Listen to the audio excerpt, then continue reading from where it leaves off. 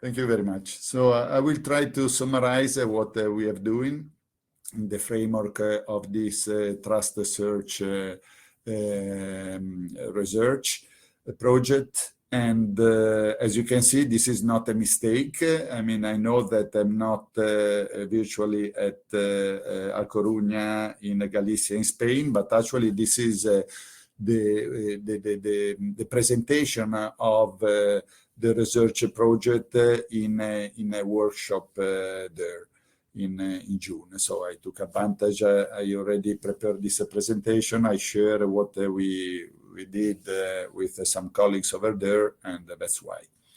Right. So the idea of this project was let's try to give some more information to the user, to next generation of internet users. Let's try to make to promote critical thinking of users that unfortunately we are receiving so much information that the risk is then to receive just those articles that are in line with our beliefs. If we have already an opinion on a certain topic, and so let's at least let's give the user the possibility of also listening to other opinion, reading articles that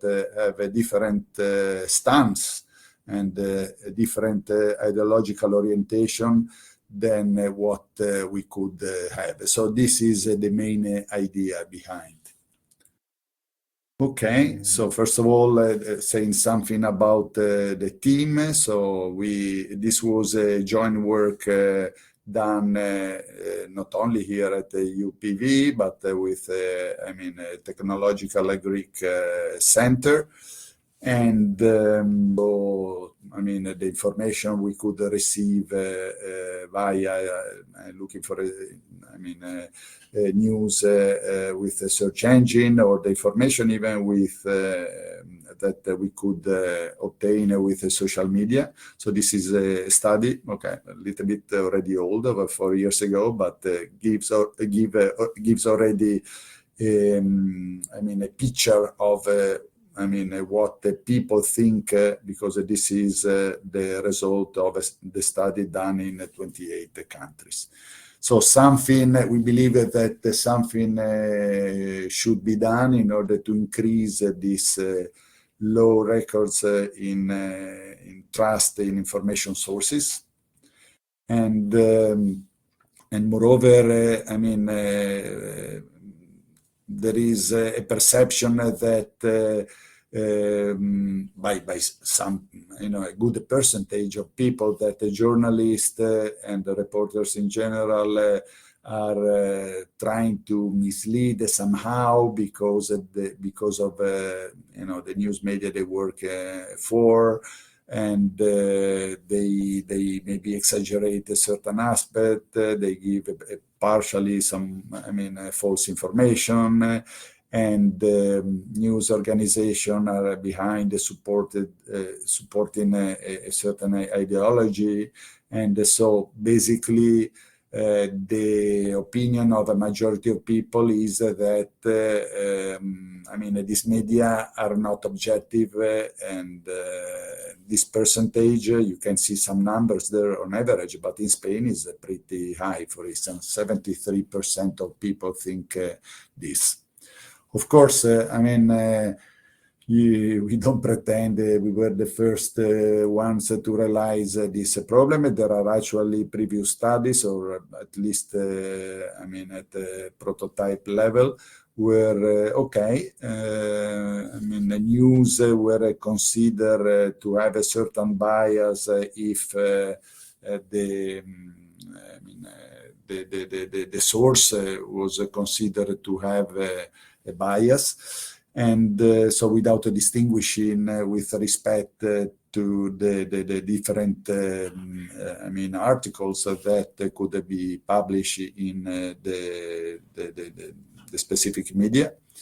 And then also there are studies were given in a media. It was studied what is the leading political ideological. Well, you have there the example of the New York Times.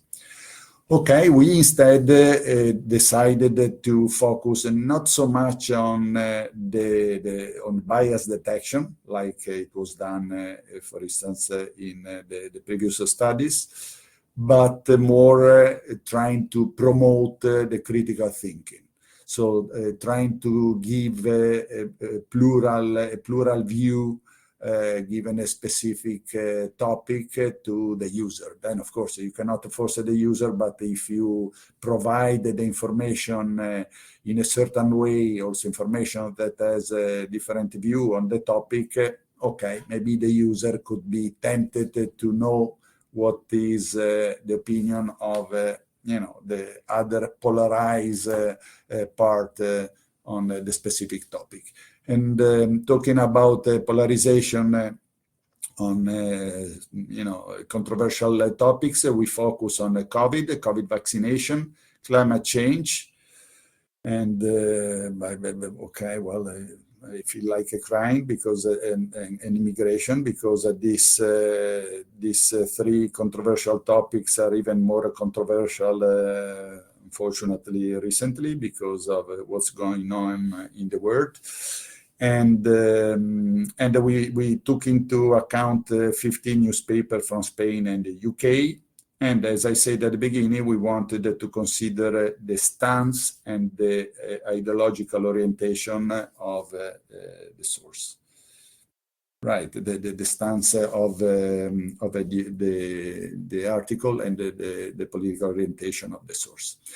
So we, of course, had to somehow come up with a kind of classification with respect to the ideological orientation.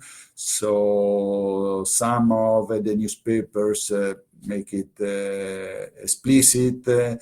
Otherwise, we ask some expert journalists working with respect in this. With respect to the English newspaper, we rely on one of the projects I show you, the one that gave the example of the New York Times, so the media bias fact check. And so you see some of these newspapers and their political orientation, left, right, left, center, right, center, balanced bias, etc. Right. Then it was a matter to work with, certain number of users, and of course, a user that were asked to query the prototype with questions on the three controversial topics I mentioned before. A user that usually can do it maybe using a search engine like Google. So what causes climate change? Is the reversal of the effect of climate change possible? And so on and so forth. And but the users could have, in some cases, some, previous opinion. So in this case, we ask users if they had somehow, an opinion on the topic. For instance, okay, there is an excess of emissions and the reversal time is ending and so on and so forth, in order to take into account when this information or this opinion, this previous opinion previous ideas are available, in order to take them into account at the time of retrieve articles, news article talking about the problem, but from a different perspective, with different stances, let's say. Right? So just, in a nutshell, to give you the idea. So in the case we have just a query, okay, we look, for, news articles that are relevant, that could contain, that are, relevant and could contain an answer to this query, and using Google, then we collected 1,000 news for each query, 1,000 news in Spanish and in English, of course, if they are available. In order to simplify and speed up the process, we work with the summary. We ask GPT 3.5 Turbo to come up with a summary of each news. We evaluate the quality of the summary, and then the problem could be addressed in two ways. With respect to providing the stance of this news article, well, the summary of the news articles. Or, in a definition-based approach, just asking GPT 3.5 Turbo to, decide to provide, to give us the stance if the news article is against, is in favor of what is stated, or in the case of a previous opinion of the user, well, to infer this also with the usage of BART large language model. Okay, maybe it's not so interesting going into details, but basically, yes, we have there in an example, UK cities must adapt to a changing climate. And then there is a selected article and whose stance is could be totally against one, neutral, or -1, sorry, totally against, 0 neutral, and 1 totally in favor. And in this case, well, this article had a stance that was in favor. And in the case the user had a previous idea, okay, it was a little bit more complex the way we addressed the problem, because we address it as an entitlement task, generating a sentence, first that combines a query and the user stance, and then retrieve newspapers articles are retrieved, but addressing the problem as I said, an entitlement task. And we yes, okay, let's have a look at an example. So, okay, in order for the prototype, we had a bunch of queries we collected, with the help of a group of users. And then, so it was a method to select, given a certain controversial topic, for instance, climate change. Then it was a method of selecting one of, the queries that were displayed, and then to select if the user had already a previous idea, the stance. And right, so what the prototype does is to provide, news articles. Okay, these dots of different colors are nothing than news articles that are in favor, as you can see at the top, against, and also taking into account, so they are displayed taking into account the political leaning of the media where this news article were published. Okay, we can see here at the top, for instance, a couple that are in favor, and they are published in a far-right newspaper, here against in the left, center-left newspaper, and so on and so forth. Of course, things can be displayed in a more clever way, at least providing the title of the full article, the summary, and for us, in order to have a little bit also this information, the stance, that, okay, it's one if we completely agree, but could be, of course, less, so 0.6, etc.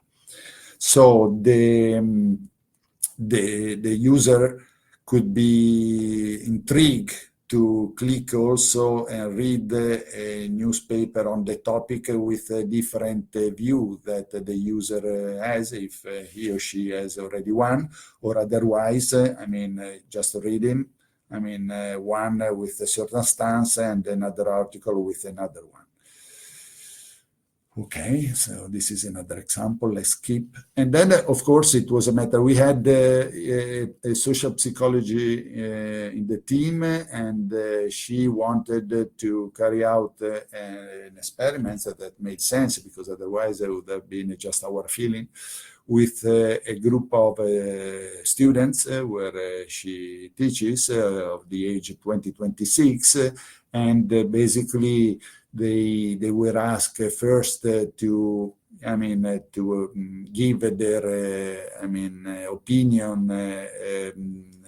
about the experience after introducing, selecting a controversial topic, introducing one query, but with Google, just reading some of the articles that Google, relevant articles that Google could have provided, and then doing the same using the TrustSearch prototype. So, this way to display articles with different stances, taking into account the political orientation of the media where they were published.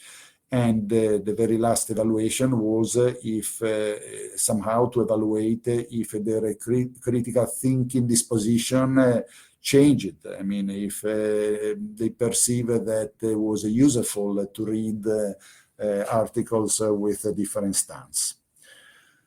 So to make the long story short, of course, this was done, taking into account statistical significant test, and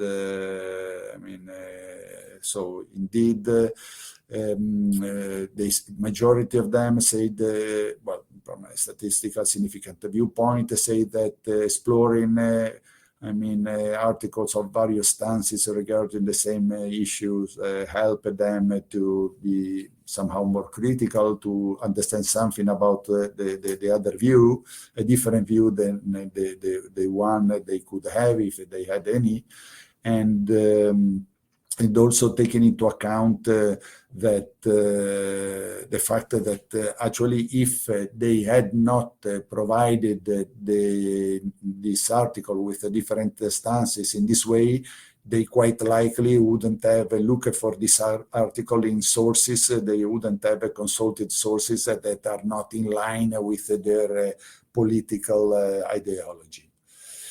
And yes, the very last and the most important questions was to somehow measure in a statistical significant way, and this was the case, if this way to receive the information, the relevant information on a critical, controversial topic could help in being more critical, help in developing a more critical thinking. And yes, also, the result was that the majority of them thought that this was the case.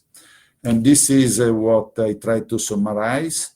And if you have any doubt, if you want to know something more, please, I'm here to try to answer to your question, your doubts. Thank you for your attention. All right. So hello everyone once again. My name is Natalia, and I'm a researcher at AI Forensics. And I will try to go very quickly to give you an outline of a set of different investigations we conducted in the past year that all revolve around LLM-based search engines. And you'll see that basically it's been all one huge investigation. It has just different entry points. So I will jump right at it. First, a few words about AI Forensics. We're a European nonprofit, and we investigate most recommender system and search engines from the standpoint of the algorithmic processes that happen behind the platforms. And during the past year, we started to investigate also the chatbots that are connected to the internet, like Microsoft Copilot. So the first project that I like to talk about is called Propaganda as the Service, and we conducted it together with a Dutch broadcaster, NOS. Basically, NOS conducted their own investigation when they found that there were some companies in Indonesia that were using the chatbots to create campaign strategies. And together with NOS, we used our infrastructure to perform a larger scale investigation to see if a similar type of campaign design can take place in the context of the EU elections, especially in the Netherlands. So we looked at Copilot, Gemini, and ChatGPT. And what we basically found was that when prompted, those chatbots would repetitively recommend spreading disinformation and fake news. Because we conducted that experiment together with NOS, the journalists then contacted their respective companies. And the result was, well, first of all, that Copilot and Gemini actually implemented new moderation following those results being shared. And around the same time, the European Commission formally requested further information about the functioning of Copilot. So the way that we did it is that we used our scraping infrastructure and data collection pipeline that we developed that basically allows you to first come up with a set of templates for prompts that can contain certain variables like a topic or a political party or a country, and they can be automatically translated. So then what you end up with is basically an automated pipeline to create several variables of prompts using different arguments, all those variables, then are being automatically translated with a human in the loop, of course, to check whether the translations are correct. And then they're automatically feed into Copilot. And then the answers for those prompts are collected by our pipeline. And so what this allows is to basically conduct a larger scale automated data collection that gives more, let's say, insight into whether the chatbot is answering in the same way, whether there's a deterministic or non-deterministic structure behind the answers that are being given to a certain prompt. So these are the examples of prompts that we're using based on what NOS, our partner, found in Indonesia. So these are sort of the translations of the prompts that we knew were in the wild used to get those chatbots to create campaign strategies and whatnot. And just a couple of examples that we found in the Dutch context, that basically when we fed those prompts either in English or in Dutch, then, for example, Microsoft Copilot would give advice to use those type of slogans to get voters. So use fear tactic. The EU wants to take over our pensions. The EU wants to ban our cheese. So these were some of the answers that we were getting. That was in early spring of the past year. And what we did next is we collected some more prompts and answers throughout the EU elections, and we joined the Digital Methods Initiative Summer School at the University of Amsterdam in the summer, in July, which is basically this 2 weeks long data sprint when a lot of researchers from all over Europe and beyond are coming together to work very intensely on a given project. And that year's theme was large language models. So that was perfectly aligned with what we were doing. And what we did was we used our infrastructure to query Copilot. We had a set of different prompts about EU elections. And we looked into the answers that the Copilot was giving. That was after the new moderation was in place. And we found that actually the moderation that was put following our initial investigation was not working very well. We found major differences in the way that moderation was working depending on the language of the prompt. And we found that English was the most moderated, whereas some languages were significantly were performing significantly worse compared to the others, like Greek or, for instance, German. It was the difference between almost 90% and 30% for German and Greek. And we published that research in the form of posters during that sprint, and then also an initial report. And following that, we decided to basically go further in and conduct a more large-scale investigation and see what else can we find out. And we basically also at that point looked back at the investigations that we've done until now.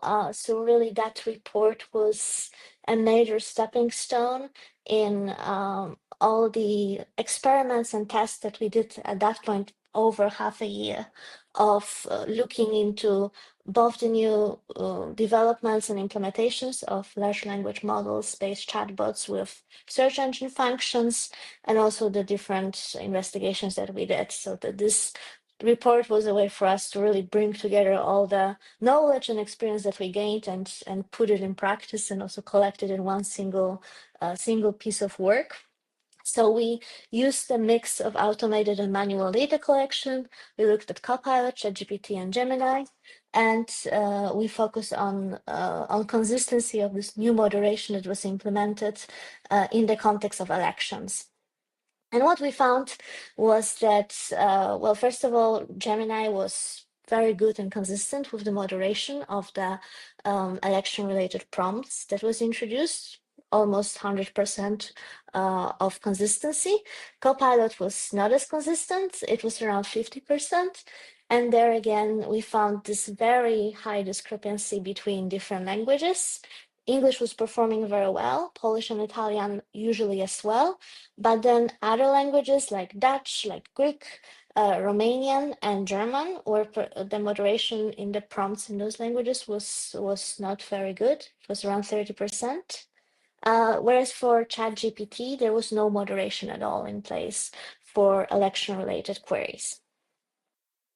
And speaking of ChatGPT, at the end of last year, right, I believe 31st of October, there was a new release from OpenAI, which was ChatGPT Search. So at that point, ChatGPT had a new functionality which allowed to use the chatbot, which had the direct connection to the internet. So it functioned as a search engine, and it was promoted as such.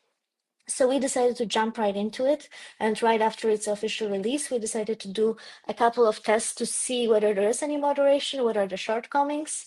And what we found is that, well, we couldn't design an automated scraping pipeline, also because we didn't have that much time right after it was released. So we went for manual data collection, building on our previous investigations.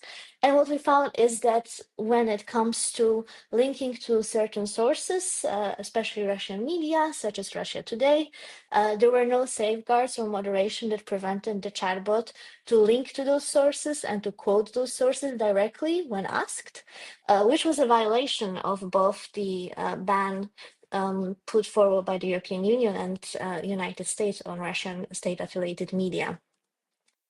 So we furthermore found on this relatively small scale manual investigation that ChatGPT would have some moderation in place, but it was very inconsistent across the prompts that we were testing and in the window that we were testing, the time period.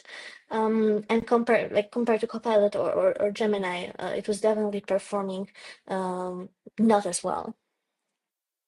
And the project that we've been just wrapping up, literally last week, we were wrapping up that part. Around the summer and autumn of last year, following our project at the University of Amsterdam during the summer school, we submitted our proposal and were accepted to join a special book project commissioned by the Dutch Ministry of Internal Affairs. This focuses on the most up-to-date state-of-art research perspectives, challenges, and strategies towards moderation. Moderation largely understood, both in terms of online platforms, but also chatbots. And so we contributed a book chapter that is currently under review by the Dutch Ministry of Internal Affairs, but a very quick summary of what it allowed us to do is to basically look back at this over a year of what we've done and situate the way that LLM-based chatbots are currently can be understood in terms of the moderation regulation landscapes.